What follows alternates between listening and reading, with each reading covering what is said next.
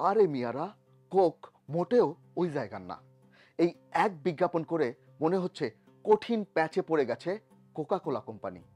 এমনিতেই Israel Palestine ইস্যুতে Coca কোলা বর্জনের একটি কর্মসূচি চলছে দুনিয়া জুড়ে। বাংলাদেশেও লেগেছিল এই বয়কটের ঢেউ। এখন সেই বয়কট মোকাবেলা করতে গিয়ে কোকা কোলার এক বাংলা বিজ্ঞাপন যেন আগুনে ঘি ঢেলে দিয়েছে। আসছে বহু বছর ধরে কমিউনিকেশনস ব্যাকফায়ারের এক ক্লাসিক উদাহরণ হয়ে থাকবে এই বিজ্ঞাপন, সেটা নিঃসন্দেহে বলা যায়। তবে আজকের আলোচনার বিষয় কোকা কোলা না, আমার নজর কেড়েছে অন্য একটা সফট ড্রিঙ্কস, যেটি বাজারে আসার 2 মাসের মধ্যে বাজি মাত করে ফেলেছে। হ্যাঁ, আমি বলছি প্যালেস্টাইন কোলার কথা। নতুন এই সফট ড্রিঙ্কস কোথায় পাওয়া যায়, কারা কোথায় বসে বানালো, কিভাবে এটা 2 মাসের মধ্যে বাজার গরম করে ফেললো, চলুন স্বপ্নজয়ের এক গল্প শুনি। আমি আহারার Hossain. Let's try Palestine Cola. 4 রঙের ক্যান, 4টি ফ্লেভারে 5 রকমের ড্রিঙ্কস। একটি ক্যানের গায়ে লাল রঙে লেখা প্যালেস্টাইন কোলা। এটি কোলা স্বাদের, চিনি সহ ও চিনি ছাড়া 2 রকমের। কমলা রঙে প্যালেস্টাইন অরেঞ্জ লেখা, সেটি অরেঞ্জ ফ্লেভার। সাদার গায়ে সবুজ রঙে লেমনেড। আর সবশেষটি এনার্জি ড্রিঙ্কস। ক্যানের ডিজাইনের মধ্যে রয়েছে জলপাই গাছের শাখা আর কেফিয়ার নকশা। কেফিয়া হচ্ছে সেই কাপড়ের খণ্ড যেটি মাথায় পেঁচিয়ে রাখে আরব বিশ্বের মানুষ। প্যালেস্টাইনবাসীরা মাথায় পেঁচায় সাদা কালো রঙের কেফিয়া, সাদার মধ্যে কালো চেক। এটি তাদের স্বাধীনতা আন্দোলনের প্রতীক। আর জলপাই গাছ প্যালেস্টাইনবাসীদের সাথে ওতপ্রোতভাবে জড়িয়ে আছে। হাজার হাজার প্যালেস্টাইনি পরিবারের আয়ের উৎস এই জলপাই। প্যালেস্টাইন বা মধ্যপ্রাচ্য নয়, এই পানীয়টি শুধুমাত্র পাওয়া যাচ্ছে ইউরোপে।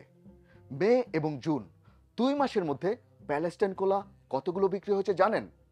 4 মিলিয়ন ক্যান।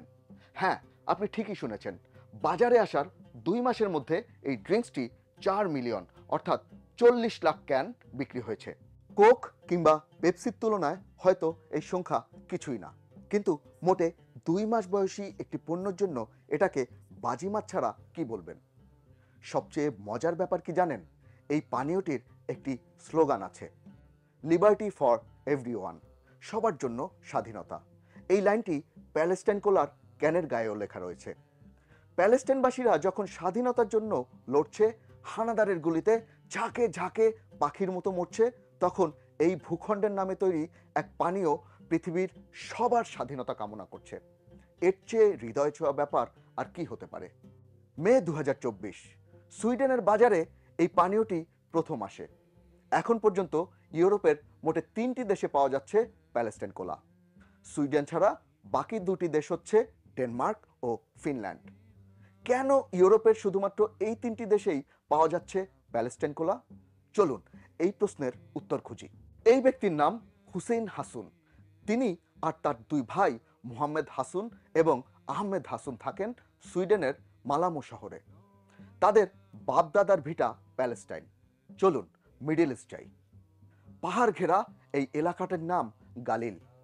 পাশেই বিরাট একটি মিঠা পানির হ্রদ, কেউ বলে গালিল সাগর, কেউ বলে তিবিরিয়া লেক। এখানকার একটি শহর সাফাদ। হাসুনদের বাপদাদা এই সাফাদ শহরে থাকতেন 1948 সাল পর্যন্ত। তারপর একদিন বসতি স্থাপনের নামে প্যালেস্টাইনের বিভিন্ন অংশ দখল করে জন্ম নেয় ইসরায়েল। সাফাদ শহরও ইসরায়েলের হয়ে যায়।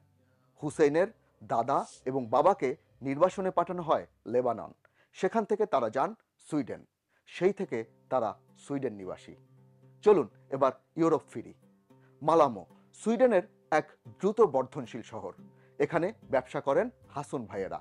নভেম্বর 2023 হাড় কাঁপানো এক শীতের সন্ধ্যায় 2 ভাইকে নিয়ে ভবিষ্যৎ পরিকল্পনা করছিলেন হুসেন। কি করলে ব্যবসা আরো ভালো হয়, সেই সাথে প্যালেস্টাইনের পাশেও দাঁড়ানো যায়। তারা এমন কিছু তৈরি করতে চাইছিলেন যার চাহিদা বিশ্বজুড়ে আছে। নভেম্বরের হাড় কাঁপানো শীতের সেই সন্ধ্যায় পারিবারিক মিটিং থেকেই বের হয়ে আসে কোমল পানীয় তৈরির আইডিয়া। স্বপ্ন এই পানীয় একদিন কোক কিংবা পেপসিকেও ছাড়িয়ে যাবে। ফেব্রুয়ারি 2024 মালামো শহরে নতুন একটি কোম্পানির রেজিস্ট্রেশন হয়, নাম সাফাদ ফুড এবি। কোম্পানির নাম খেয়াল করুন, সাফাদ শব্দটি পরিচিত লাগছে না? হ্যাঁ, সেই শহরের নামেই কোম্পানি, যে শহরে ছিল হাসুন ভাইদের বাপদাদার আদি ভিটা। মে মাসের ৩ তারিখ ইউরোপীয় ইউনিয়ন ইন্টেলেকচুয়াল প্রপার্টি রাইটস অফিসে একটি ট্রেডমার্ক রেজিস্ট্রেশনের আবেদন করে সাফাদ ফুড। এই ট্রেডমার্কের নাম প্যালেস্টাইন কোলা। একই মাসে সুইডেনের সুপার শপগুলোর শেলফে দেখা মিলতে শুরু করে প্যালেস্টাইন কোলার। বাজারে আসা মাত্রই হটকেক। অবশ্য সময়টাও ছিল তাদের জন্য দারুণ। এমন একটা সময় হাসুন ভাইয়েরা বেছে নিয়েছেন যখন সফট ড্রিঙ্কস জায়ান্ট কোকা কোলার উপর ক্ষোভ তৈরি হয়েছে সারা দুনিয়ার মুসলমানদের। এই ক্ষোভের কারণ কি? চলুন আবার মিডল ইস্টে যাই। ইসরায়েল অধিকৃত ভূখণ্ডের এই জায়গাটির নাম আটারট। এখানে একটি ইন্ডাস্ট্রিয়াল জোন তৈরি করেছে ইসরায়েল।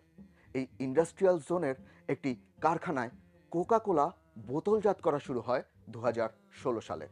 কারখানাটি তৈরি করতে খরচ হয়েছে $2 কোটি। এই ব্যক্তির নাম জাহি খৌরি। তিনি একজন প্যালেস্টাইনি বংশোদ্ভূত আমেরিকান খ্রিস্টিয়ান। তিনি আমেরিকা থেকে এসেছেন এই কারখানাটির জন্য বিনিয়োগ নিয়ে। আল হক নামের একটি প্যালেস্টাইনি এনজিওর অভিযোগ, এই আটারোটেই ইন্ডাস্ট্রিয়াল জোন গড়ে তোলার পেছনে ইসরায়েলের একমাত্র উদ্দেশ্য মানচিত্র থেকে প্যালেস্টাইনকে স্থায়ীভাবে মুছে ফেলা। ফ্রেন্ডস অফ আল আকসা হচ্ছে যুক্তরাজ্য ভিত্তিক একটি প্যালেস্টাইনপন্থী সংস্থা। আটারোটে কোকা কোলার কারখানাটি তৈরি যখন শুরু হয়েছে তখন থেকেই এর বিরোধিতা করে আসছে ফ্রেন্ডস অফ আল আকসা। তারা একটি আন্দোলন শুরু করে যেটি শিরোনাম #নট ইন মাই ফেস। এই আন্দোলনের শিরোনাম পরবর্তীতে বদলে করা হয় boycott Coca Cola. Friends of Al Aqsa অভিযোগ, ইসরায়েলের চুরি করা ভূখণ্ডে কারখানা বানিয়ে সরাসরি লাভবান হয়েছে কোকা কোলা। অতএব কোকা কোলা প্যালেস্টাইনের স্বাধীনতার শত্রু। সাম্প্রতিক মাসগুলোতে প্যালেস্টাইনে ইসরায়েলি হামলায় হাজার হাজার মানুষ মারা যাবার প্রেক্ষাপটে এই বয়কট কোকা কোলা আন্দোলনের ট্রেন্ড আরও জোরদার হয়েছে। সেই ট্রেন্ড কোথায় গিয়ে ঠেকেছে তার প্রমাণ তো হাতে নাতেই পেলেন। কোকা কোলার এক বাংলা বিজ্ঞাপনকে ঘিরে কি প্রতিক্রিয়া হচ্ছে দেখুন। যে বিজ্ঞাপনে বলতে শোনা গেছে কোক মোটেও ওই জায়গার না। ওই জায়গা বলতে কোন জায়গাকে বোঝানো হয়েছে সে কথা নিশ্চয়ই আপনাদের আর বুঝিয়ে দিতে হবে না। অনেকে মনে করেন কোকা কোলা কোম্পানির মালিকানায় ইসরায়েলি বা ইহুদি সম্প্রদায়ের মানুষ রয়েছে, তাই কোকা কোলা বয়কটের ট্রেন্ড শুরু হয়েছে। কিন্তু বয়কট কোকা কোলা আন্দোলনের পেছনে মূল কারণই হচ্ছে আটারোটের ওই কারখানাটি। এই বয়কট আন্দোলন প্যালেস্টাইন কোলাকে দিয়েছে বিনা ব্যয়ে প্রচারণার এক দারুণ সুযোগ। ফলে মুসলিম বিশ্বে প্যালেস্টাইন কোলা এখন ট্রেন্ডিং। বাংলাদেশের একটি কোমল পানীয় কোম্পানিও বয়কট কোকা কোলা আন্দোলনের মধ্যে এক ভিন্নধর্মী ক্যাম্পেইন করেছিল। এই কোম্পানিটির নাম Akij food and beverage limited. Mojo তাদের কোমল পানীয় ব্র্যান্ড। তারা বলেছিল বিক্রি হওয়া প্রতিটি মোজোর বোতল থেকে $1 করে দান করা হবে প্যালেস্টাইনের ফান্ডে। প্রতিশ্রুতি অনুযায়ী গত জানুয়ারি মাসে ঢাকায় প্যালেস্টাইন অ্যাম্বাসেডরের হাতে একটি চেকও তুলে দেয় আকিজ। হাসুন ভাইয়েরা কিন্তু প্যালেস্টাইন গোলাকে বেচে শুধু পয়সা কামাতে চান না। তাহলে কি করতে চান তারা? চলুন তাদের ওয়েবসাইটে একটু ঢু মেরে আসি।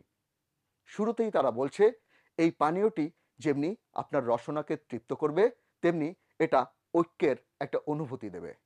তারা বলছে তাদের এই পানীয়ের উদ্দেশ্য সবাইকে ঐক্যবদ্ধ করা, তাতে সে যেখান থেকেই আসুক না কেন, তার মত কিংবা পথ যাই হোক না কেন। এখন পর্যন্ত যদিও ইউরোপের 3টি মোটে দেশে পাওয়া যাচ্ছে প্যালেস্টাইন কোলা, কিন্তু হাসুন ভাইয়েরা এখন প্রস্তুতি নিচ্ছেন আমেরিকা আর কানাডার বাজারে ঢোকার। পশ্চিম জয় করে সবার শেষে তারা ঢুকতে চান মিডল ইস্টের বাজারে। তবে সেটি করতেও তারা 3-4 মাসের বেশি সময় নেবেন না বলছে প্যালেস্টাইন কোলা। হাসুন ভাইয়েরা আরেকটি কাজ করছেন এখন। তারা সুইডেনে সাফাত ফাউন্ডেশন নামে একটি দাতব্য প্রতিষ্ঠান তৈরির পরিকল্পনা করছেন। এই প্রতিষ্ঠানের কাজ হবে প্যালেস্টাইন কোলা বিক্রি করে যে আয় হবে তা প্যালেস্টাইনে পাঠানো। লাভের এই টাকা যাবে প্যালেস্টাইনের মানুষের সেবার জন্য। এই ছিল প্যালেস্টাইন কোলার জন্ম ও বাজিমাত করার গল্প। ধন্যবাদ কষ্ট করে ভিডিওটি দেখবার জন্য।